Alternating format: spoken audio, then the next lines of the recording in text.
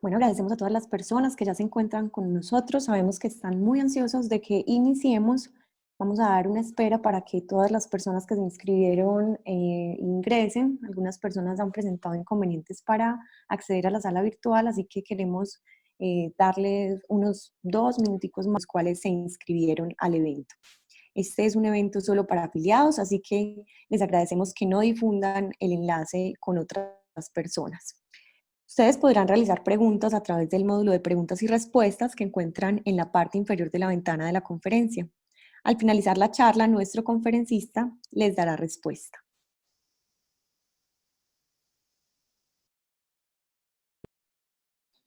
Nuevamente queremos también invitarlos a que se sumen a nuestra comunidad virtual, que está compuesta por más de 18,000 personas en diferentes cuentas como Facebook, Instagram, Twitter, Spotify, YouTube.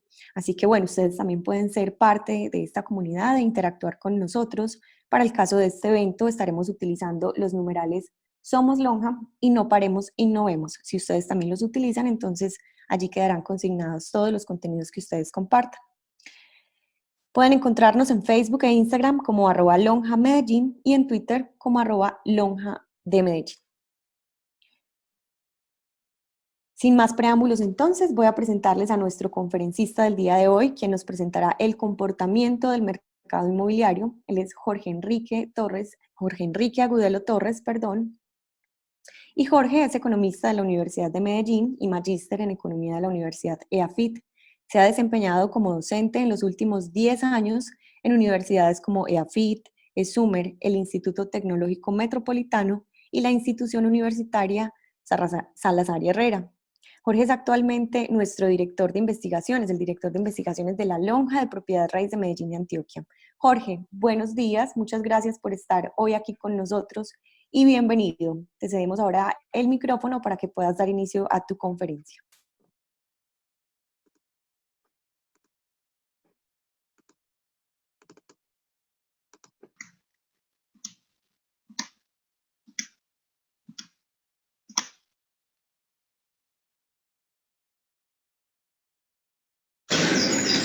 Muy buenos días a todos, mi nombre es Jorge Enrique Agudelo Torres y en esta ocasión los estamos saludando desde casa, atendiendo a todas las disposiciones del Gobierno Nacional para salvaguardar nuestra salud y la salud de nuestras familias.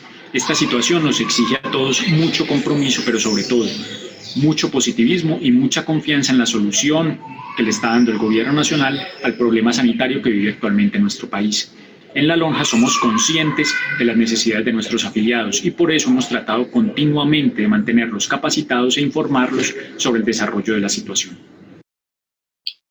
Bien, vamos a entrar en materia con nuestro informe de mercado y vamos a comenzar hablando muy rápidamente de lo que ha ocurrido en los últimos meses en la economía del mundo y particularmente en la economía de nuestro país, para que podamos analizar cómo ha impactado el entorno económico a nuestro sector, al sector inmobiliario y al sector de la construcción, y para que podamos construir juntos algunos escenarios de futuro que son los que finalmente más nos interesan. Bien, la mayoría de los analistas económicos esperaban que el año 2020 fuera un buen año para la economía mundial, particularmente luego de que 2019 hubiera sido marcado como el año de la recuperación. De hecho, la economía del mundo durante 2019 creció a una tasa cercana al 3%, que era concebida como una tasa a partir de la cual la economía debería comenzar a despegar y debería comenzar a tomar algún ritmo. A pesar de que el mundo tenía este panorama y esta perspectiva bastante positiva, la realidad es que América Latina y el Caribe no le fue demasiado bien. La tasa de crecimiento fue cercana al 0.1% durante 2019 e incluso, eliminando países problemáticos como Venezuela, la tasa de crecimiento no llegaba a ser siquiera del 1%. En contraste, la economía colombiana logró crecer a una tasa del 3.3%. Es la cuarta economía que más creció durante 2019 en toda América y realmente es de las economías grandes de la región, de América particularmente, fue la economía que tuvo un mayor crecimiento, el crecimiento más importante. Todo esto, digamos, a pesar de algunas dificultades y algunos altibajos que se presentaron en la economía del mundo. La primera dificultad estuvo asociada a las restricciones al comercio internacional. Una de las primeras cosas que hizo el presidente Donald Trump cuando llegó a la Casa Blanca fue declarar una guerra. La guerra que él declaró fue la guerra al déficit comercial de su país, que era muy cercano a los 500.000 millones de dólares cada año. Para que lo tengamos en perspectiva, esto es más o menos como toda la producción de un año en un país como Bélgica. Esta pelea o esta guerra que él declaró tuvo varios rounds. Algunos rounds fueron contra México, otros contra Canadá e incluso tuvo algunos rounds contra algunos países de la Unión Europea. Sin embargo, el más dañino de todos pareció ser el round contra China, particularmente porque comenzó afectando mucho a Google y a Huawei, pero terminó haciéndole daño a la economía de todo el mundo al restringir el comercio y reducir las perspectivas de crecimiento de la mayoría de los países. La segunda dificultad está asociada a la salida del Reino Unido de la Unión Europea. Tengamos presente también que durante todo el 2019 se especuló con la salida del Reino Unido de la Unión Europea y la incertidumbre fue creciendo una vez llegó Boris Johnson al cargo de primer ministro. Esto contribuyó a incrementar las dudas respecto al crecimiento económico de la Unión Europea debido a que estaban en riesgo cerca de 200.000 millones de euros de exportaciones netas de Europa al Reino Unido, aparte de que la Unión Europea pierde cerca de 10.000 millones de euros cada año del presupuesto que eran aportados por el Reino Unido a la Unión. Toda esta situación se tradujo en mucha más incertidumbre que se reflejó en un menor consumo de los hogares y un menor ritmo de crecimiento de la inversión en Europa. Un último factor está asociado a la inestabilidad de los precios del petróleo. Hasta antes de 2010, los Estados Unidos de América eran principalmente importadores netos de petróleo. De hecho, entre 1970 y el 2010, la producción de crudo en los Estados Unidos se redujo en cerca de un 50%. Sin embargo, gracias a las técnicas de fracking, desde 2014, Estados Unidos se convirtió en una de las principales potencias energéticas del mundo. Y este fue uno de los motivos de la caída de los precios del petróleo que estamos observando desde esa época. De hecho, esto ha beneficiado a una gran cantidad de países que han logrado salir de la crisis de 2009 gracias al petróleo barato. Sin embargo, esta situación ha perjudicado bastante a los pequeños productores, que son países pequeños como Colombia. Bien, nosotros tenemos que decir que a pesar de las dificultades que se experimentaron a nivel internacional, dificultades que no permitieron que las principales economías del mundo, como la economía china, la economía estadounidense y la economía de la Unión Europea, no permitieron que crecieran lo suficiente, en realidad la economía colombiana se comportó bastante bien.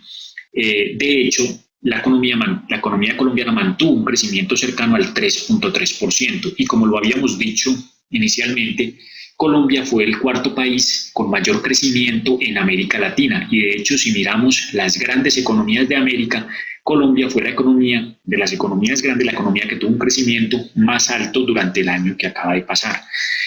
El crecimiento económico en Colombia particularmente fue impulsado por tres sectores. En primer lugar, pues el sector de las actividades financieras y de seguros. En segundo lugar, por la administración pública y la defensa nacional. Y por último, el sector del comercio. Sin embargo, hay algo que es relevante y que queremos resaltar, y es que algunos sectores que tradicionalmente, o más bien que en los últimos años, habían tenido crecimientos negativos o que habían tenido crecimientos cercanos a cero, como el caso de la agricultura y la ganadería, y la industria manufacturera, a partir del 2019 comenzaron a exhibir crecimientos continuos y constantes a lo largo de todo el año. Esto lo que nos muestra es que la economía colombiana comenzaba a reactivarse muy rápidamente. De igual forma, desde el punto de vista de la demanda, tenemos que decir que el consumo de los hogares y la inversión de las empresas ayudó bastante a que se expandiera el Producto Interno Bruto colombiano. Algo que sí debemos resaltar es que a pesar del relativamente buen desempeño de la economía colombiana, nuestro sector, que es el sector inmobiliario y el sector de la construcción, desde hace un par de años se encontraba en una fase de crecimiento y a nuestro modo de ver, esa fase de decrecimiento culminó en diciembre del año pasado. Lo que nosotros comenzamos a registrar es que a partir de este año los indicadores de nuestro sector comenzaron a cambiar muy rápidamente. De hecho, lo que nosotros encontramos es que en el primer bimestre de este año se incrementaron muy notoriamente las ventas de vivienda nueva a nivel nacional. Esas ventas de vivienda nueva crecieron en más de un 24%, alcanzaron las 31.800 unidades por un valor cercano a los 6 billones de pesos. Adicionalmente, encontramos también que las licencias de construcción se incrementaron en cerca de un 23% en los primeros meses del año, alcanzando los 3.1 millones de metros cuadrados licenciados. Este par de indicadores son bastante buenos y nos hacían pensar que este año iba a comenzar a reactivarse nuevamente nuestro sector, el sector de la construcción y el sector inmobiliario. De hecho, solamente las áreas en construcción estaban presentando decrecimiento. Cuando inició este año, había en Colombia cerca de 26.400.000 metros cuadrados en construcción, lo que implicaba un decrecimiento, una reducción cercana al 1.7% cuando se compara con el mismo periodo del año pasado. Sin embargo, nosotros tenemos que tener en cuenta que nuestro sector es un poco diferente al de los demás sectores de la economía. Usualmente en los demás sectores primero se produce y luego se vende. En nuestro sector primero se vende y luego se produce. Es decir, una vez que estaban creciendo las ventas de vivienda nueva y una vez que estaban creciendo las licencias de construcción, lo siguiente que iba a ocurrir es que iban a comenzar a incrementarse notoriamente las áreas en construcción en nuestro país.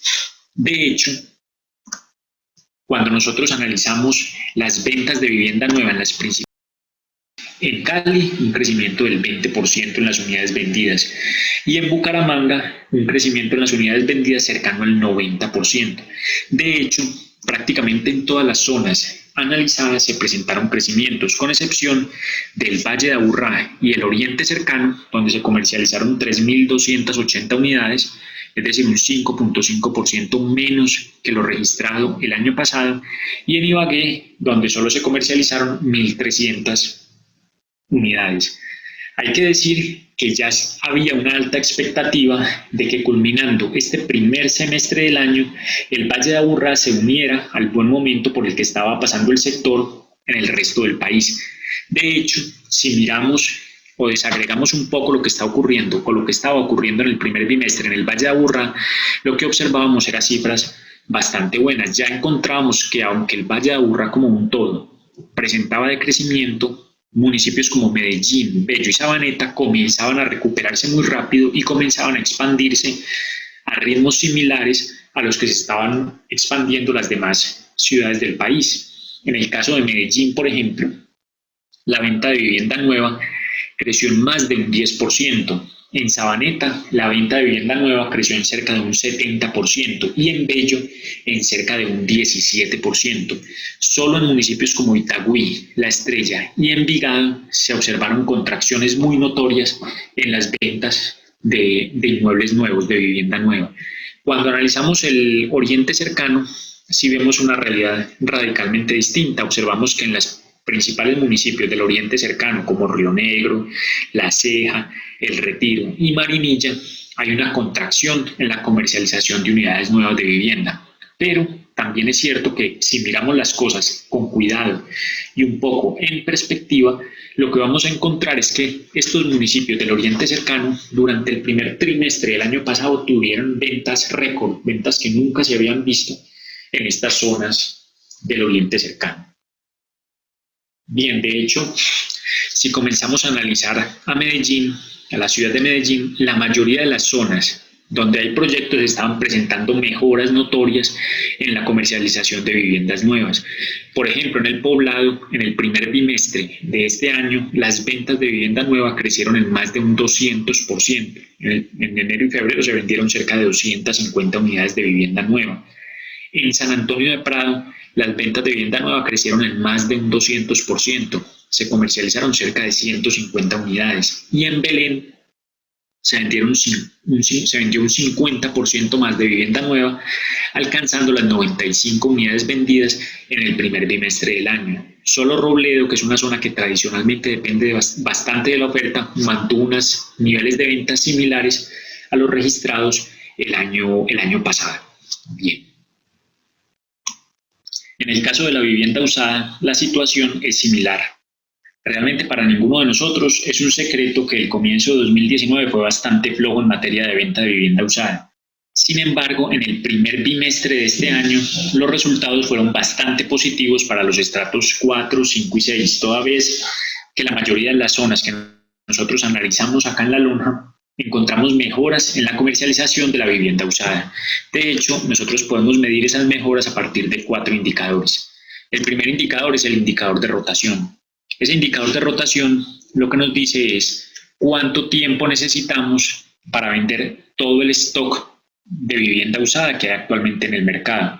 La manera de calcularlo pues es bastante sencilla. Tomamos todas las viviendas usadas que se encuentran actualmente en oferta en cada uno de los sectores y lo dividimos por las ventas de vivienda usada que hubo en los primeros meses de este año. De esa manera nosotros sabemos cuánto tiempo se demoraría en liquidar todo el stock de vivienda usada si la oferta se mantiene constante y si la demanda se mantiene al mismo ritmo.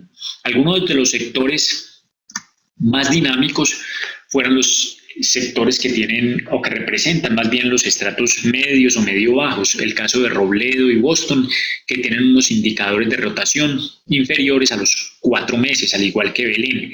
En términos generales, lo que nos muestra este tipo de indicador es que la demanda ha venido reactivándose y está creciendo a un buen ritmo, mientras la oferta está creciendo a un ritmo mucho menor al que lo hace la demanda.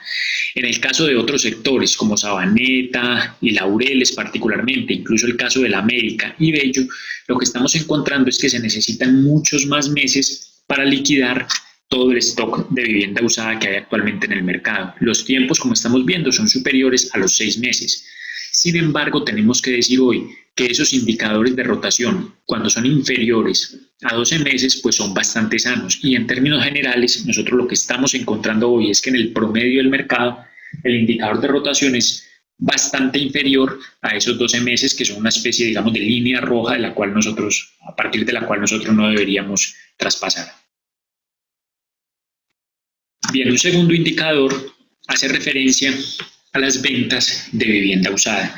Nosotros calculamos ese indicador de ventas de vivienda usada analizando la cantidad de viviendas usadas que se vendieron en distintos segmentos muy específicos, muy particulares, y los comparamos con las ventas de vivienda usada en el mismo periodo del año inmediatamente anterior. Acá vamos a analizar lo ocurrido en el primer bimestre de este año contra el primer bimestre del año que acaba de pasar. Lo que encontramos es algo muy similar a lo que observamos en las ventas de vivienda nueva. En el caso, por ejemplo, de Laureles, El Poblado, Robledo y Belén, encontramos unos segmentos que están bastante más dinámicos de lo que estaban en el primer bimestre de 2019. Sin embargo, estamos encontrando también que algunos sectores como Envigado, como Boston y como Sabaneta realmente no están teniendo una dinámica tan elevada como tienen otros sectores de la ciudad. Incluso sectores como por ejemplo la América, el occidente de la ciudad, que está conformado por el Estadio, Florida Nueva, el Velódromo, Los Colores, Bello, la zona de Niquía, Cabañas, Cabañitas, Santa Ana, en fin, son sectores que tienen un muy buen nivel de comercialización hoy, o que por lo menos es un nivel que es bastante superior al que registramos en el primer bimestre del año pasado. Algún otro indicador que para nosotros es bastante relevante hace referencia al tiempo que estuvieron en el mercado las propiedades antes de poder venderse. Realmente los indicadores han desmejorado respecto al año pasado. Sin embargo, hay que hacer hincapié en una situación, y es que aunque hoy las ventas están siendo muchas más de lo que eran el año pasado, la realidad es que muchos inmuebles han tenido que pasar bastante tiempo antes de poder venderse. De hecho, por ejemplo, en Sabaneta estamos observando que a un inmueble le tocó cerca de 10, 11 meses estar en el mercado antes de poder comercializarse. En El Poblado y en Laureles estamos hablando que un inmueble estuvo cerca de 8 meses, 9 meses antes de poder comercializarse. Sin embargo, encontramos también algunos sectores en los cuales los inmuebles que se vendieron en enero y febrero de este año se vendieron mucho más rápidamente, es decir, estuvieron mucho menos tiempo en el mercado antes de poder comercializarse. El caso de Envigado, Boston y Robledo. Claramente esto no quiere decir que en el mercado hoy no hayan inmuebles que tienen muchos más días en el mercado, pero este indicador se calcula exclusivamente analizando los inmuebles que se vendieron y cuánto tiempo estuvieron en el mercado antes de poder comercializarse. De hecho, como hemos dicho en algunas ocasiones anteriores, en los listados que nosotros tenemos, en los cuales analizamos una gran cantidad de inmuebles, cerca de 140.000 inmuebles en Bello, Medellín, Envigado y Sabaneta, encontramos nosotros algunos inmuebles que llevan más de 900 y 1.000 días en el mercado. Es decir, estamos diciendo que hay inmuebles que llevan un poco más de 2 años y medio en el mercado y que no se han podido comercializar. Una vez estos inmuebles se vendan, pues efectivamente tenderán a afectar los promedios futuros de tiempo en el mercado de los activos.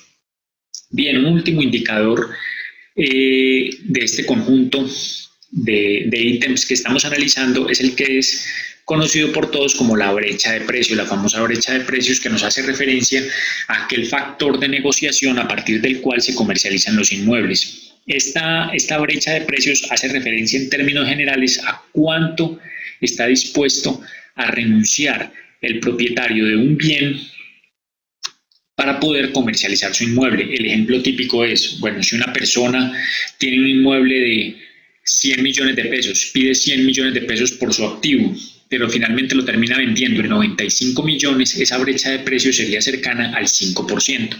Y lo que encontramos es que las brechas de precios son mucho más altas, son mucho más elevados en la medida en que los estratos donde se comercializan esas viviendas usadas son más bajos. Entonces, en el caso de Boston, las brechas de precios son más cercanas al 7%. En Belén, Occidente y Bello son más cercanas al 5%, que es la cifra que usualmente tenemos todos en mente. Sin embargo, en el caso, por ejemplo, de los estratos más altos, en Envigado y en el Poblado, esas brechas de precios oscilan entre el 3,5% y el 4%, y es finalmente la historia que todos conocemos: el propietario que hace un pedido por su inmueble y si no se comercializa por ese valor que él sugiere, pues entonces prefiere no venderlo antes que entrar a negociar. En promedio, lo que nosotros encontramos para estos primeros meses del año es que las brechas de precios, o la diferencia entre los valores de negociación y los valores de oferta, son cercanas al 4,4%, que es una cifra que ha sido en términos generales consistente a lo largo de los años. Ahora bien, en la lonja desde hace varios años calculamos la rentabilidad neta de una inversión en propiedad raíz. De hecho, esas rentabilidades netas en propiedad raíz tienden a ser bastante competitivas en el mercado. Cuando hablamos de rentabilidades netas, de lo que estamos hablando es de tomar el canon de arrendamiento de un inmueble, restarle la cuota de administración de la copropiedad, le restamos también la cuota de administración inmobiliaria, le restamos los seguros, los impuestos como el impuesto predial, también le restamos una vacancia normal, una vacancia inmobiliaria imputada, y ese valor que tenemos lo dividimos por el valor comercial del inmueble. Así obtenemos lo que se denomina rentabilidad neta. Y como les decía, esta rentabilidad neta pues es bastante competitiva cuando analizamos con otro tipo de inversiones, aparte de que es bastante segura. De hecho, para los inmuebles de menos de 50 millones tenemos rentabilidad netas anuales cercanas al 6,72%. Para los inmuebles entre 50 y 100 millones encontramos rentabilidades netas anuales cercanas al 5,11%. Mientras que para los inmuebles más costosos, es decir, aquellos inmuebles de entre 300 millones y 500 millones, encontramos rentas netas del 2,9%, que son cifras bastante buenas cuando se comparan con otro tipo de activos. En general, encontramos que para la vivienda hay una tasa de rentabilidad neta cercana al 3,9% anual. Bien, este tipo de rentabilidad la estudiamos y la analizamos también para locales comerciales y bodegas. En general, en el caso de los locales comerciales ubicados dentro de centros comerciales, hay unas tasas de rentabilidad neta cercanas al 0,36% mensual, o lo que es igual, tasas del 4,32% al año, mientras que los locales ubicados en moles comerciales de la ciudad tienen rentas netas mensuales del 0,49% mensual y rentas netas anuales cercanas al 5,9%.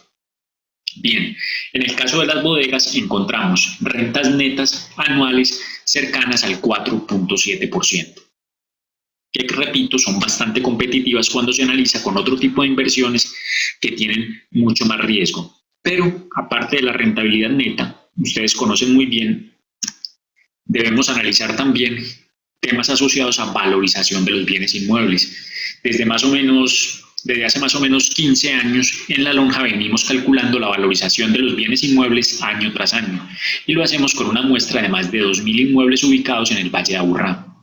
Es así como durante 2019 encontramos que los inmuebles con mayor valorización fueron los lotes, con un crecimiento de precios cercano al 10%, seguido por los locales ubicados por fuera de centros comerciales con tasas de valorización cercanas al 8%. Un poco más abajo vienen las oficinas y las casas con niveles de valorización cercanos al 4.6% y finalizan los apartamentos y las bodegas con tasas de valorización cercanas al 4.1%. En promedio, la valorización de la propiedad raíz en el Valle de Aburrá fue del 5.35%. Y de hecho, cuando le sumamos a esta valorización a las rentabilidades netas de los activos, lo que estamos encontrando son niveles de rendimiento total de la inversión en propiedad raíz muy cercanos al 9 o al 10% cada año, que son tasas de rendimiento bastante buenas y, repito, con niveles de riesgo que son sustancialmente bajos. Sin embargo, ustedes saben que actualmente hay un conjunto de eventos inesperados en el mundo que nos han cambiado el panorama y las perspectivas del mercado para este año y el siguiente. Dentro de este conjunto de eventos tenemos en primer lugar las guerras petroleras. Recordemos que el pacto que existía entre Rusia y la OPEP para sostener los precios del petróleo se rompió el pasado 6 de marzo cuando los saudíes propusieron reducir la producción de crudo en 1,5 barriles de petróleo para aumentar los precios. Sin embargo, los rusos se negaron.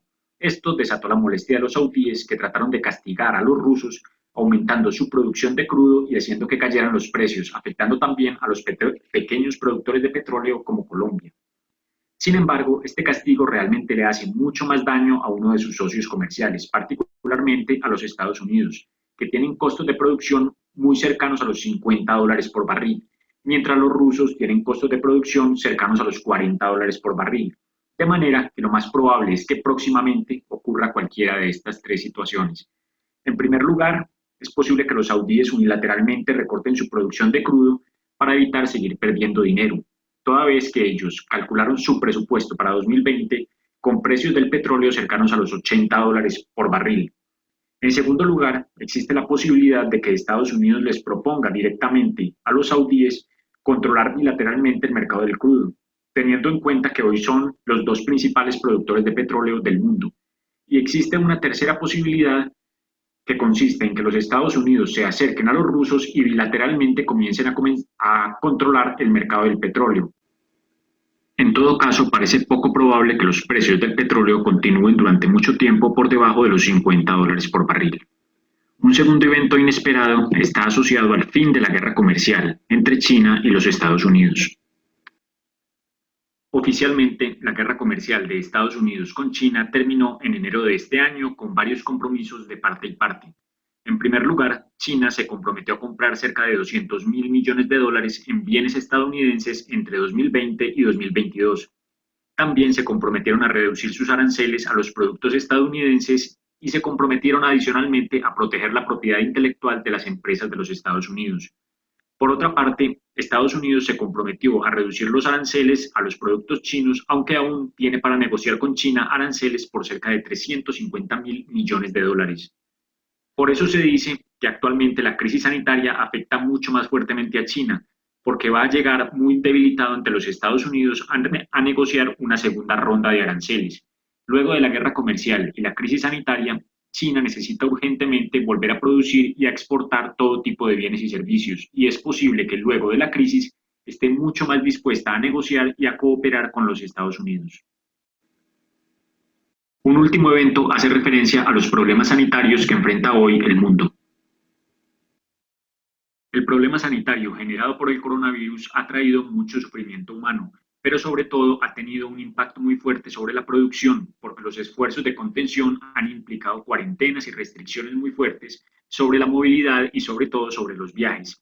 Este problema sanitario ha tenido varias consecuencias adversas, como la interrupción de las cadenas de suministro en todo el mundo, una demanda más débil de bienes y servicios, una reducción del turismo nacional e internacional y también de los viajes de negocio, pero sobre todo ha aumentado la aversión al riesgo entre los inversionistas, lo que ha implicado depreciaciones de las monedas, caídas en los precios de las acciones y caídas en los precios de los productos básicos.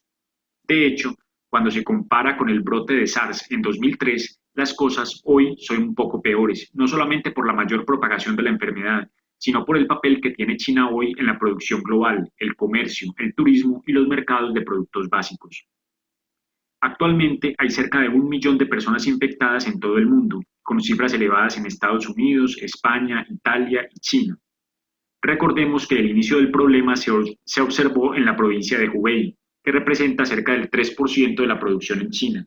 Sin embargo, las reducciones en la producción en China se han sentido en todo el mundo, principalmente por el papel que tiene en las cadenas de suministro de computadores, equipos de transporte y productos farmacéuticos, particularmente los productos farmacéuticos genéricos. Todas estas interrupciones se pueden suplir a partir de inventarios, pero como los procesos de fabricación hoy son del tipo justo a tiempo, van a tener un uso limitado. Si se retrasa mucho más el inicio de la producción en las regiones afectadas de China, la industria manufacturera de todo el mundo se va a ver afectada durante un buen tiempo. Bien, ahora vamos a analizar algunos escenarios de futuro, teniendo en cuenta que definitivamente el crecimiento de la economía mundial se va a debilitar este año y se va a recuperar muy gradualmente en 2021. A continuación, vamos a observar dos escenarios que se barajan actualmente en todo el mundo. El primer escenario es el escenario optimista. En este escenario, las proyecciones implican que el crecimiento de la economía mundial puede reducirse en 0,5% este año, siempre que, como se está observando ahora, en China se logre contener la enfermedad antes del 28 de marzo, y siempre que los trabajadores comiencen a regresar a las fábricas en la primera semana de abril, como también se está observando hoy en el mercado. Esto implicaría que el crecimiento de la economía mundial pasaría del estimado del 2,9% a un 2,4%, aunque aumentaría al 3,2% en 2021, mostrando una recuperación rápida y muy gradual. Sin embargo, debemos tener en cuenta que gran parte de esta recuperación descansa sobre los estímulos monetarios y los estímulos de gasto que ya empiezan a verse a cabo en China, Estados Unidos y Europa. Con todo, existe también un segundo escenario. Ese segundo escenario se denomina escenario realista. Este es el escenario más probable y es el que estamos viendo hoy. Este escenario implica que el impacto de la emergencia sanitaria es mucho más duradero y es mucho más intenso, pero sobre todo que se propaga a economías de Europa y a Estados Unidos, por lo que los efectos son mucho más adversos sobre el comercio y sobre el crecimiento económico. Este escenario implica una caída ya no del 0,5%, sino del 1,5% durante este año, empujando a Japón y a Europa a la recesión. Fue por eso que equivocadamente Italia, España, Francia e Inglaterra se demoraron en decretar medidas de aislamiento para sus ciudadanos, temiendo una futura recesión. Aparte, en este escenario, tenemos que decir que hay unas nuevas fuentes de tensiones. En primer lugar, es muy posible que Estados Unidos y China no puedan solucionar sus problemas comerciales, posiblemente porque China va a incumplir su promesa de comprar $200.000 millones a los Estados Unidos entre 2020 y 2022. Pero sobre todo, es muy posible que con China, mucho más débil económicamente por la pandemia, Estados Unidos trate de sacar ventaja en una nueva ronda de negociaciones.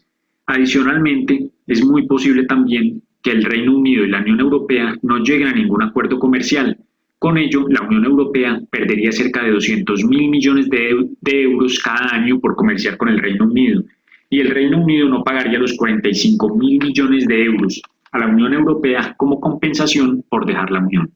Esos son los dos escenarios que se están barajando hoy en el mundo, siendo bastante claros en que se está decantando o se está observando hoy mucho más rápidamente que se lleva a cabo esta opción o este escenario realista. Ahora bien, con todas estas situaciones, pues es innegable que la economía colombiana va a tener un impacto. Las implicaciones sobre la economía colombiana van a ser de diversos tipos, particularmente sobre el crecimiento de la economía colombiana. Para este año, pues se espera que la economía creciera a una tasa del 3.3%. Sin embargo, hoy muchas personas piensan que podría crecer a una tasa cercana al 1% o al 1,5%, lo que no sería del todo malo teniendo en cuenta la coyuntura actual. Esto se podría cumplir siempre que las medidas de aislamiento o de confinamiento de las personas no pasen de un mes o de un mes y medio. Sin embargo, hay un escenario que es de pronto un poco menos optimista y quizá hoy es el más probable, y es que si la economía se mantiene detenida durante un mes y medio o más de un mes y medio, el crecimiento va a ser muy cercano al 0% o incluso podría llegar a ser negativo. En términos de inflación, lo que se observa es que la depreciación del peso colombiano va a afectar muy notoriamente el cumplimiento de la meta de inflación, llevándola ya muy cerca del 4% e incluso mucho más durante este año, aun cuando la desaceleración de la economía ayude a contener su incremento. De todas maneras, en caso de que superara el límite del 4%, estaríamos viendo que a mediados de 2021 el Banco de la República comenzaría a incrementar las tasas de interés con el único fin de contenerla. Finalmente, nosotros tenemos que entender también que las cuentas fiscales del gobierno nacional están sufriendo bastante. Según el Ministerio de Hacienda, por cada dólar menos que se reciba por cada barril de petróleo, el gobierno nacional está perdiendo cerca de 500.000 millones de pesos cada año. Por tanto, al día de hoy, el gobierno nacional tendría un déficit fiscal que sería superior a los 5 billones de pesos, lo que implicaría necesariamente, en un futuro muy cercano, un recorte de gastos y un aumento de los impuestos para subsanar ese déficit. Aunque, como dijimos antes, es muy difícil que el precio del petróleo se mantenga por debajo de los $50, porque ese es el costo de producción vía fracking en los Estados Unidos y es lo que conviene a la reelección del presidente Trump. Ahora, respecto a lo que sucede en nuestro sector y lo que va a ocurrir en nuestro sector, pienso que lo más importante es que seamos muy honestos y finalmente lo que vamos a comenzar a observar este año son reducciones muy notorias en el número de negocios inmobiliarios y en las ventas de vivienda nueva y de vivienda usada. Y el impacto claramente va a ser mayor en la medida en que el tiempo de confinamiento sea superior. Pero el impacto, tenemos que ser muy claros, no se va a ver solamente durante el tiempo de confinamiento, sino que adicionalmente va a observarse un impacto a lo largo del tiempo, posiblemente durante un trimestre más o 2 trimestres más, por el temor con el que va a continuar la ciudadanía y la menor capacidad de compra de los colombianos.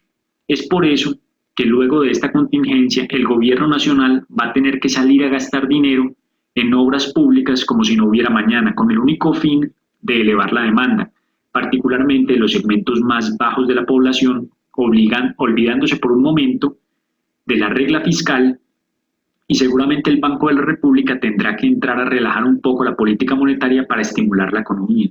Lo que sí debemos decir es que uno de los sectores llamados a recibir los estímulos del gobierno nacional es el sector inmobiliario y también el sector de la construcción, porque usualmente son los sectores que tienen una mayor cantidad de encadenamientos productivos y son aquellos que emplean una mayor cantidad de mano de obra no calificada, que finalmente es la que va a salir mucho más golpeada de la crisis. Ahora vamos a comentar brevemente las conclusiones de esta presentación. El 2019 fue un buen año para la economía mundial. Esperábamos que el 2020 fuera un año de un muy buen desempeño económico. En ese sentido, nuestro país, Colombia, tuvo un desempeño sobresaliente cuando se compara con sus pares de la región. Recordemos que mientras América y el Caribe creció a una tasa del 0.1% el año pasado, Colombia logró expandirse a una tasa del 3.3%, y para este año esperábamos crecer a una tasa superior. Esperábamos que el nivel de crecimiento se acercara al 3.5%, a pesar de los bajos precios del petróleo, las guerras comerciales y la incertidumbre en Europa. Sin embargo, la nueva guerra petrolera y sobre todo la crisis sanitaria dieron al traste con las expectativas de crecimiento en el mundo y sobre todo en nuestro país. Hoy nos estamos enfrentando a un escenario de desaceleración y de bajo crecimiento, pero no tenemos opciones para escoger. Lo que sí podemos hacer es tener confianza y optimismo en el manejo de la situación, porque una vez terminado el confinamiento, vamos a tener que trabajar muy duro para seguir siendo uno de los países con mayor crecimiento en toda América. Les agradecemos su atención y quedamos a su disposición para las preguntas que quieran realizar. Muchas gracias. Jorge, muchas gracias por la presentación y a todos ustedes por haber regresado y permanecer con nosotros. En este momento, entonces, tenemos varias preguntas que nos han realizado. La primera la hace Carlos J. Arango y dice lo siguiente: ¿en cuántos meses deberíamos empezar a ver la caída en los precios de venta? Jorge, por favor, recuerda activar tu micrófono en este momento. Perfecto, adelante. Buenos días a todos y buenos días, Mónica. Muchas gracias, Carlos, por la pregunta. Bueno, ¿cuándo deberíamos empezar a ver las caídas de ventas? En los precios de venta, perdón. Bien, nosotros tenemos acá en Colombia unos antecedentes y los antecedentes son bastante claros.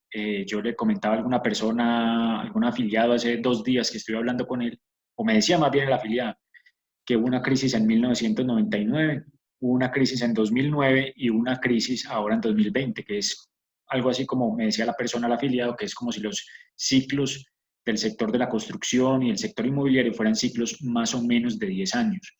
En esos ciclos más o menos de 10 años, nosotros podemos encontrar, digamos, en los últimos 30 años, una ocasión en la cual los precios de los activos se redujeron y fue en la crisis de 1999.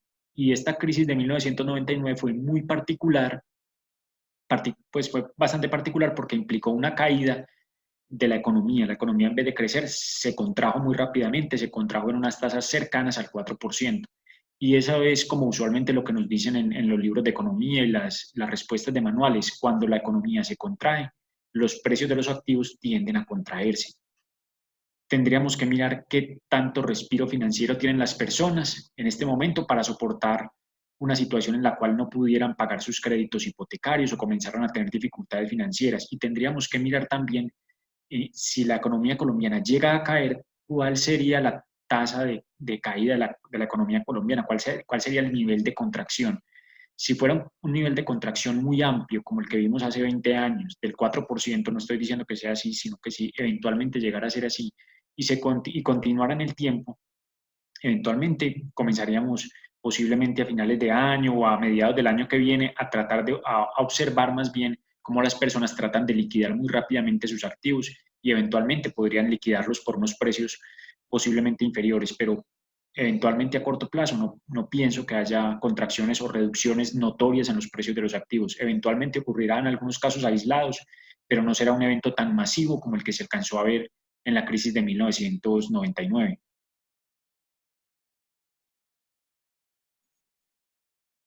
Si hay alguna otra pregunta, Mónica. Sí, Jorge, esa pregunta tiene como otra Sí, complementaria que dice: ¿esta caída debería ser más fuerte en vivienda o en locales y bodegas? ya. Bueno, realmente ahí tenemos dos situaciones. Realmente sería un poco difícil de responder la pregunta porque habría que mirar cuál sería el factor que detona una eventual caída de precios. En el caso de la vivienda, definitivamente debería ser una situación en la cual las personas, los hogares, no tuvieran los suficientes ingresos para responder ante las instituciones financieras por los créditos hipotecarios. Finalmente, eso fue lo que ocurrió en 1999 y lo que permitió que cayeran rápidamente los precios de esos activos.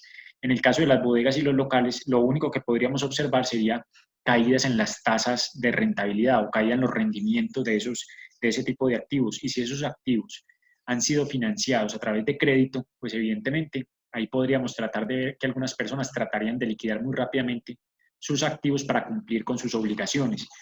Yo pensaría que en ocasiones digamos, la cuerda se corta, se rompe por la parte por el eslabón más débil.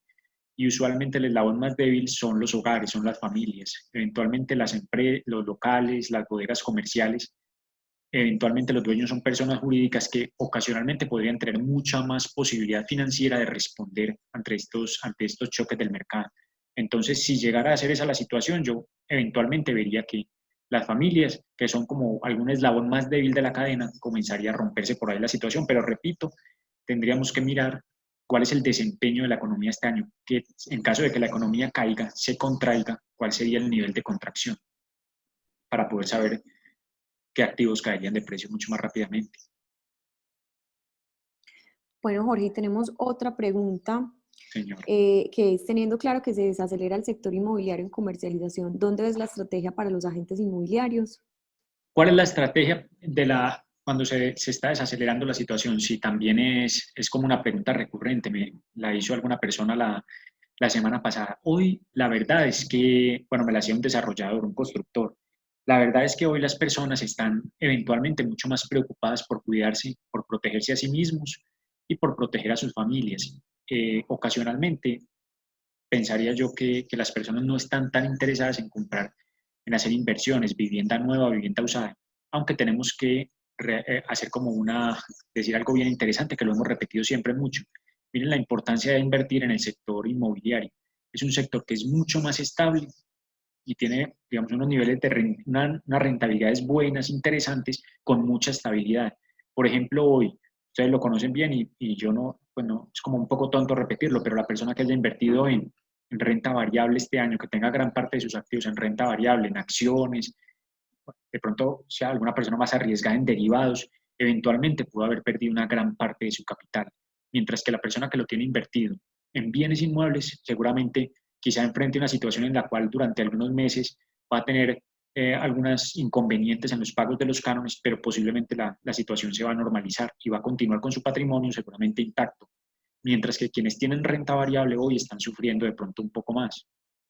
Respecto a la estrategia, yo lo que digo es que en el momento lo que tenemos que hacer es aguantar un poco la situación, soportar un poco la situación, porque yo de lo que sí estoy muy seguro, tremendamente seguro, es que una vez termine el confinamiento y una vez termine esta situación, lo que va a ocurrir, no solamente en la economía, pues lo que va a comenzar a ocurrir en la economía colombiana es lo que ya está pasando en Estados Unidos y lo que está pasando en Europa. Miren que en Estados Unidos hoy se habla de un mega rescate de la economía más grande, perdón, el segundo rescate más grande de la economía estadounidense, luego del rescate que hubo en la Gran Depresión.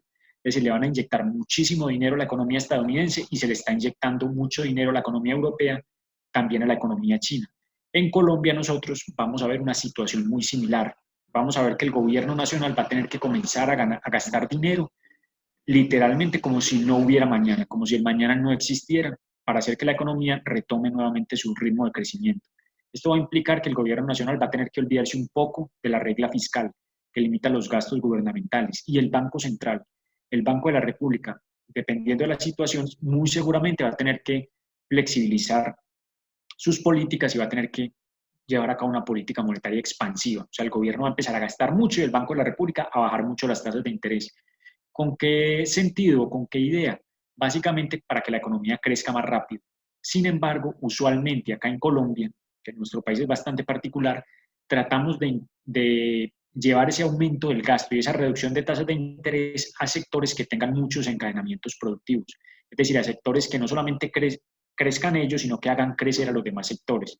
Si usted le inyecta ese dinero posiblemente a un sector como el sector de transporte o el sector de comercio, de pronto no tienen muchos encadenamientos productivos, distinto a lo que sucede con el sector de la construcción. Cuando usted hace crecer el sector de la construcción, expande muy rápidamente muchos sectores y no solamente eso, sino que acelera muy rápidamente la creación de empleo, particularmente en las personas que tienen un menor nivel de calificación, estas personas que trabajan pues en las obras, en las construcciones, con esos trabajos tan duros físicamente.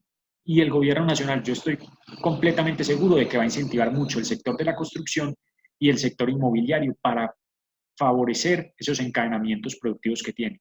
¿Qué debemos hacer nosotros? Yo sé que es difícil de decir, es muy fácil decirlo cuando uno está sentado en su casa y claramente las personas que nos acompañan trabajan muy duro realizando venta, gerencia de proyectos, construcción, etcétera. Pero lo que vamos a tener que hacer es estar muy preparados para cuando termine esta situación, como veíamos en la presentación, cuando termine esta situación y el gobierno comience a inyectar dinero, como ya lo hicieron, repito, Estados Unidos, Europa y China, cuando comiencen a inyectar dinero nosotros tenemos que estar muy preparados con los proyectos, con las estrategias y con la posibilidad de salir muy rápidamente a trabajar muy duro para recuperar digamos, todas estas semanas que hemos tenido que han sido realmente un poco, no sé, regulares en términos de mercado y de actividad inmobiliaria. Esa es como la invitación. Yo sé que es algo difícil, pero tenemos que aprenderle un poco a los europeos y a los estadounidenses. Si ustedes los han escuchado hablar, incluso la gente del común, no estoy hablando de grandes empresarios, ni mucho menos, personas comunes y corrientes, cuando usted habla con ellos o los escucha hablar, ellos siempre hablan de qué va a ocurrir cuando termine esto. O sea, cuando termine esto, ¿qué vamos a hacer? Vamos a hacer esto, aquello, lo demás allá, tenemos que empezar por aquí, por allá. Es como algo de lo que eventualmente nosotros deberíamos aprender de ellos, empezar a mirar un poco hacia adelante y ver, aunque ellos están precisamente pues, en los Estados Unidos empezando la crisis, apenas está empezando, digamos, el problema sanitario, pero ya muchos están mirando qué va a pasar en 2 o 3 meses para hacer que su negocio se expanda muy rápido, que es como finalmente la idea que debemos tener todos en mente. Jorge, con ese panorama nos preguntan cómo sería la proyección del porcentaje del IPC para el próximo año. Sí, sí, aquí hay, esa es también una pregunta muy interesante y hoy hay como mucho temor, digamos. ¿Por qué? Porque con la depreciación de la moneda, o sea, como el peso colombiano ha perdido valor frente al dólar, ustedes saben que todas las importaciones se vuelven mucho más costosas. Y si estamos diciendo que el dólar pasó de 3.200 pesos a 4.000 pesos aproximadamente, esa es una depreciación bastante amplia de la moneda, bastante grande. E inmediatamente esas depreciaciones lo que hacen es que tienden a encarecer mucho los precios de los bienes y servicios. Eso va a hacer crecer la inflación hoy. Sin embargo, también estamos viendo que hay eventualmente, digamos, una reducción de la demanda de muchos tipos de bienes y servicios. Nosotros la vemos ya hoy en la economía. Por ejemplo, demanda de vivienda nueva y vivienda usada realmente es muy baja. Posiblemente demanda de prendas de vestir posiblemente es bastante baja. Demanda de, no sé, de servicios de transporte eventualmente es baja, de almacenamiento es baja. Entonces, mientras hay unos segmentos que van a crecer muy rápidamente de precios, particularmente el sector de alimentos y de bebidas, que es algo que ya podemos ver hoy en Medellín y bueno, en todas las ciudades del país, por la situación están creciendo los precios. Hay otros sectores en los que los precios muy rápidamente se están contrayendo. Se están contrayendo o se están manteniendo muy estables. La situación sobre la inflación pues no es fácil, habrá que mirar qué efecto domina mucho más. Lo que es más o menos un consenso entre las personas que conocen del tema, del Banco Central y los codirectores del Banco Central, es que la inflación va a estar muy cerca este año del 4%, del límite de la meta. Sin embargo, estas personas hacen pues por el efecto combinado, mayores precios por depreciación y menores precios por menos demanda. Sin embargo, todos están en un consenso en que si la inflación se llegara a desbordar por encima del 4%, del 4,5%, del 5%, del 6%, lo que estaríamos viendo muy seguramente es que en el segundo semestre de 2021 comenzaríamos a ver nuevamente subidas en tasas de interés para controlar el crecimiento de precios. Es muy posible que las tasas de interés no suban este año porque ahogarían la economía y la acabarían. Igual en el primer semestre del año que viene. Posiblemente soportarían unas tasas de interés relativamente bajas. Pero si la inflación es muy alta, con una alta probabilidad en el segundo semestre del año que viene comenzarán a crecer las tasas. Eso es como lo que le puedo decir eventualmente, que es como lo que han dicho hoy los codirectores del Banco Central, del Banco de la República acá en Colombia. Jorge, hace un momento nos estabas hablando del sector de la construcción y por acá Gemma de Capri Giraldo nos pregunta, ¿cómo va a ser el comportamiento en los proyectos de oficinas? Sí, esa es una tremenda pregunta. Sí, la verdad es que desde hace un año y medio, una muy buena pregunta, desde hace más o menos un año y medio, para nadie es un secreto y lo hemos hablado, lo hemos conversado varias veces en la lonja, creo que en los comités de avalúos, hemos tenido también la posibilidad de comentarlos con las personas del comité de MLS. La situación en las ventas no está tan sencilla, no está tan fácil. Hoy el negocio de las ventas de oficinas, particularmente en los activos nuevos, en las oficinas nuevas, es un negocio hoy de grandes superficies. Es decir, hoy no es tanto un negocio para una persona que quiera comprar una oficina de 50 millones, 60 millones. No quiero decir que no la compren, seguramente habrá quien la compre, pero en general ese negocio se ha convertido ya en un negocio de grandes superficies para arrendarlos a oficinas de coworking. Cuando una persona compra una oficina pequeña, miremos lo que sucede, por ejemplo, las oficinas en el poblado. Son oficinas de 10 millones, 10 millones y medio, 11 millones. Para terminar esas oficinas que se las venden en obra gris, debería utilizar algo así como 1 millón de pesos o 1,5 millones de pesos. Terminaría usted con unas oficinas de 11 millones, 12 millones. Y si trata de alquilarlas, pues usted ve que las rentas netas de administración pueden ser en edificios, no los top, no los mejores, pero edificios buenos de 52.000, 55.000 pesos. ¿Qué pasa? Que las rentas brutas ahí serían cercanas al 0,5%, pero con un alto nivel de riesgo, un alto nivel de incertidumbre.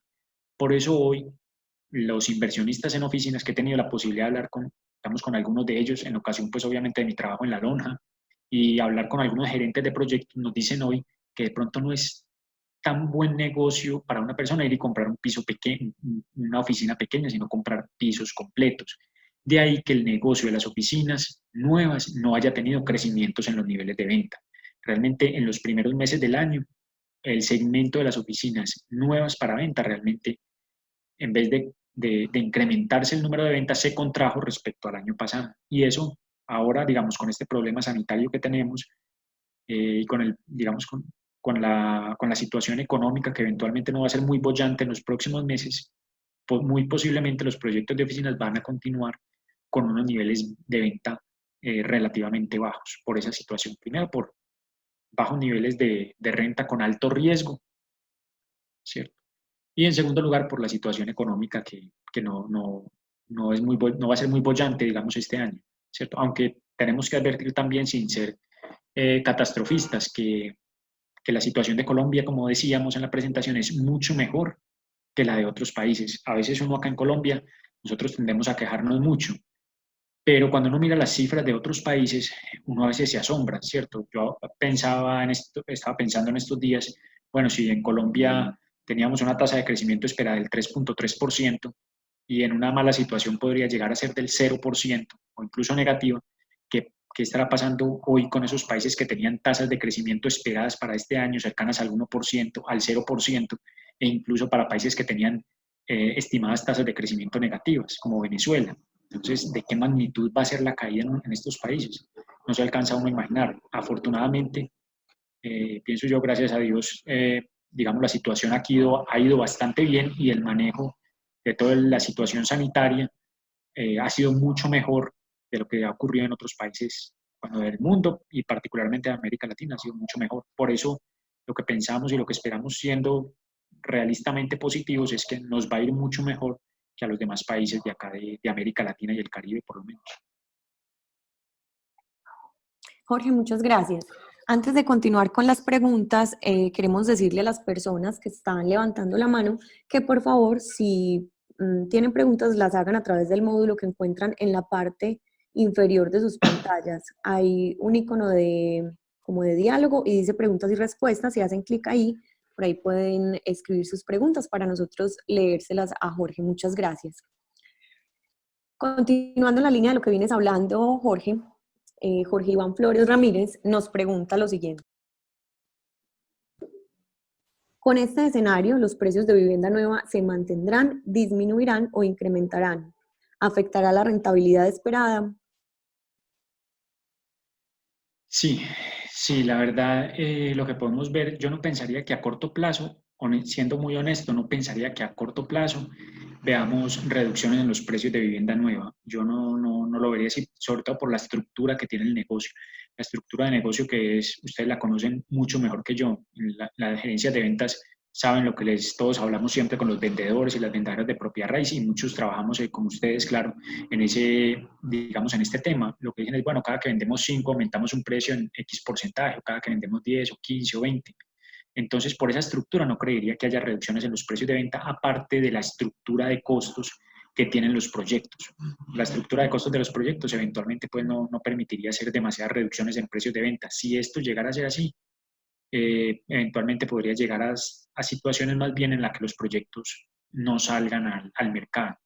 Esa es como la situación. Yo realmente no veo a muy corto plazo reducciones en precios de venta de vivienda nueva, a menos que la situación empezara a volverse ya muy reiterativa, que pasáramos, no sé, varios meses en confinamiento, que la situación de la economía comenzara a debilitarse muy rápidamente. Pero aunque yo sé que la situación acá la vemos como difícil, un poco a veces desesperanzadora, a veces hay personas que tienen el ánimo bajo, la realidad cuando uno está en contacto con personas de otros países, uno ve que acá, en términos generales, por ahora estamos bastante bien.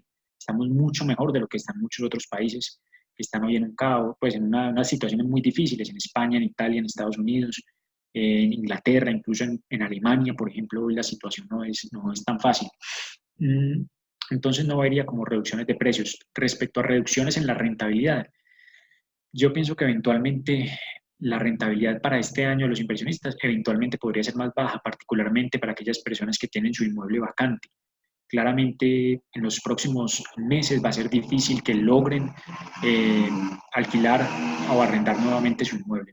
No va a ser definitivamente fácil. Es muy posible que todos los inquilinos traten de quedarse como muy quietos sin tomar demasiadas decisiones respecto a mudarse de un activo. Entonces, la rentabilidad se va a ver afectada. Seguramente para quienes tienen su inmueble vacante se van a ver afectados de una manera importante. Y para quienes tienen ya su inmueble alquilado, ya ustedes estuvieron seguramente ayer en el foro de Fede Lonjas, que fue pues, bastante interesante, y lo que podría ocurrir, según la persona el abogado que hablaba ayer, la persona que hablaba ayer en Fede Lonjas, es posible que se vea afectada la rentabilidad en la medida en que las personas, los propietarios, comiencen a ofrecerle, por ejemplo, a los inquilinos situaciones en las cuales le dicen, mire, sígame pagando o págueme anticipadamente el canon de los próximos meses o 2 meses o 3 meses y entonces más bien negociemos una reducción, yo le hago un descuento por pronto pago o algo así, ahí se vería reducida la rentabilidad. Sin embargo, yo quisiera también recalcar, y siendo ya un poco cansón, es que lo que pienso yo que le deberíamos decir a los clientes es que en estos momentos es donde se ve la importancia de invertir en propiedad raíz. Es, digamos, donde es más relevante invertir en propiedad raíz. Una persona que tenga hoy buen dinero en renta variable la debe estar pasando muy mal. Seguramente no habrá vuelto a mirar el desempeño de sus inversiones para poder dormir tranquilo, ¿cierto? Esa es como la situación. Y en esa misma línea del tema de vivienda, Jorge Gloria Maya nos pregunta particularmente con respecto a la vivienda BIS. ¿Cómo sería el escenario con la venta de vivienda BIS? Sí, bien, que eso es también una excelente pregunta. La vivienda BIS, miremos por ejemplo que acá en el Valle de Aburrá se vende muy bien y se vende muy rápidamente. Cuando nosotros vemos, por ejemplo, caídas en las ventas de vivienda nueva, por ejemplo, en Buenos Aires, en Villahermosa, en Robledo, en San Antonio de Prado, la caída en las ventas de ese tipo de vivienda ocurren usualmente es porque no hay oferta, porque realmente los tiempos de colocación, los indicadores de rotación de la vivienda de interés social son muy bajos, son demasiado buenos. Acá la vivienda de interés social se vende muy rápidamente. Y lo que vamos a ver muy seguramente en el escenario que va a ocurrir una vez salgamos de esta situación, cuando el gobierno comience a gastar dinero, es que va a empezar a incentivar la compra de vivienda nueva. Y ustedes saben que gran parte de esos incentivos están dedicados a la compra de vivienda de interés social. Entonces, muy seguramente veremos combinaciones de subsidios, como lo llaman ahora, concurrencia de subsidios. Muy posiblemente veremos subsidios importantes a las tasas de interés implementados masivamente con el único fin de sacar al sector. Yo la venta de vivienda de interés social claramente hoy está detenida, pero cuando termine esta situación, la vivienda nueva se va a ver, en mi opinión, muy favorecida por las medidas del gobierno nacional y muy seguramente la vivienda de interés social dentro de la vivienda nueva va a ser la privilegiada, pues. Seguramente vamos a ver algo así muy próximamente. De hecho, y para no alargarnos mucho en la pregunta, de hecho, miren lo que ocurrió en la crisis de 2009. ¿Qué fue lo que hizo el gobierno de Álvaro Uribe? Darle unos muy buenos subsidios a las viviendas de interés social.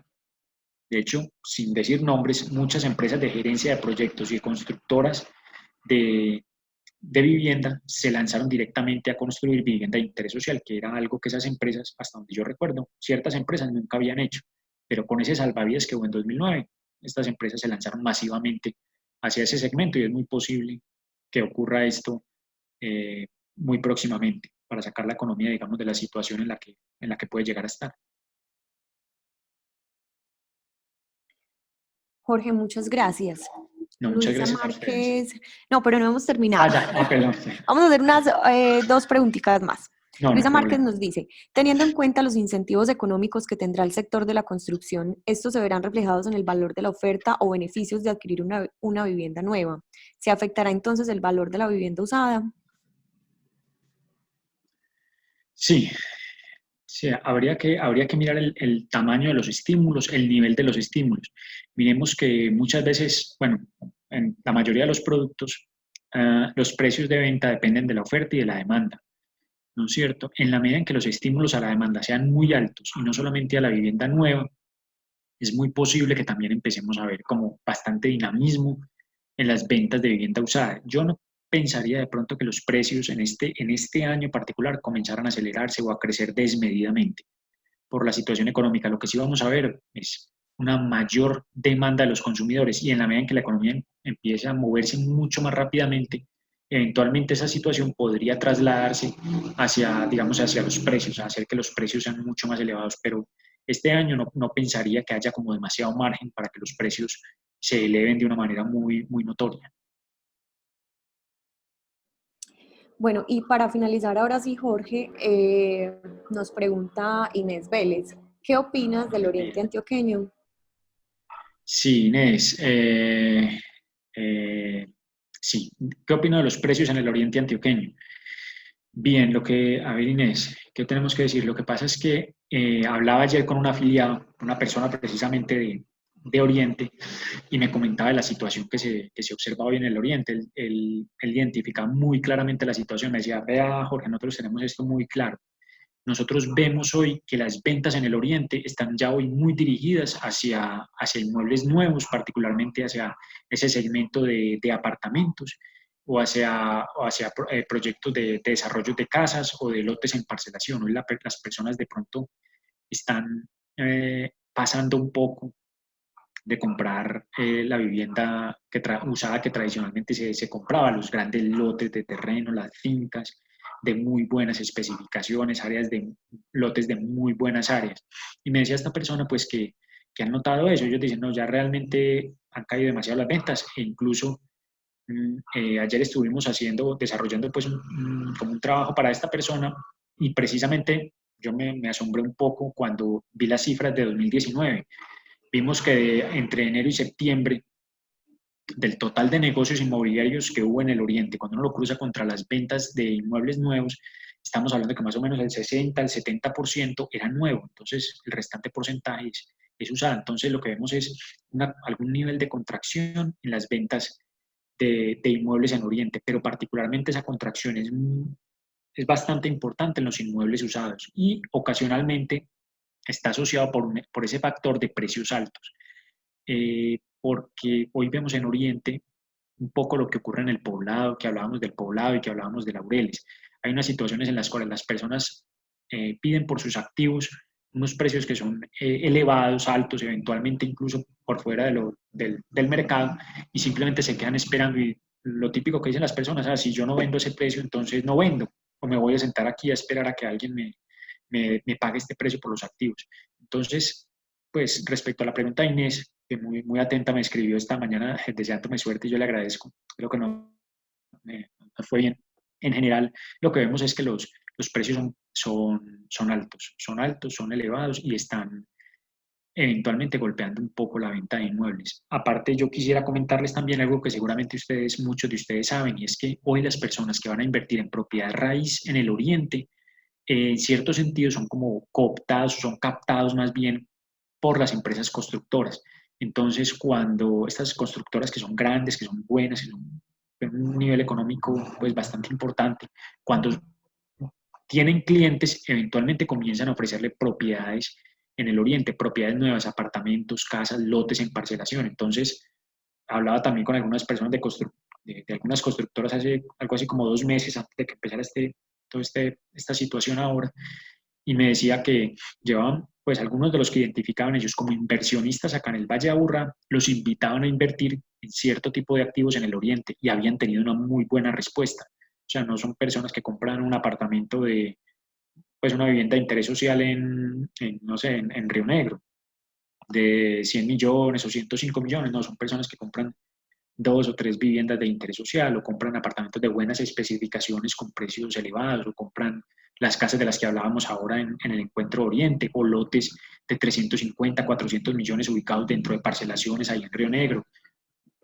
Es decir, ese tipo de activos. Entonces, en general, Inés y compañeros afiliados, lo que vemos allá en el Oriente son unos precios elevados, unos precios altos que eventualmente están golpeando un poco la venta de inmuebles. Al final del día, el mercado se va decantando y los precios irán llegando muy rápidamente y vamos a ser los que capturen un poco la inversión en propiedad raíz. Bueno, Jorge, de esa manera llegamos al final de las preguntas. Mil gracias por ayudarnos, aportarnos tanto con todos estos detalles que surgieron de las dudas de las personas y pues mil gracias por acompañarnos con esta presentación que es tan valiosa en este momento coyuntural. Que tengas Muchas buena. gracias a ustedes. Bueno, y a todos los que nos acompañan de esta manera, entonces llegamos al final de nuestra jornada de hoy. Esta es una conferencia enmarcada en la 5ª edición del Encuentro de Vendedores Inmobiliarios. Nos acompañó Jorge Enrique Agudelo Torres. Él es el director de investigaciones de nuestro gremio. Muchas gracias nuevamente, Jorge. Y a ustedes los invitamos a estar atentos a nuestras redes sociales, en donde encontrarán los momentos y datos más relevantes de esta conferencia y otros temas que estamos actualizando constantemente para ustedes en este momento. Agradecemos a todos por acompañarnos y recuerden que mañana estamos nuevamente en este espacio a las 8 de la mañana. Esperamos no presentar inconvenientes técnicos como hoy y si sí, pues estaremos firmes para resolverlos. El tema de mañana es transformación digital y PropTech y será presentado por el conferencista Jorge Mateo Arjona Molina. Nuevamente, mil gracias. Los esperamos mañana de regreso. Que tengan un feliz día. Hasta pronto.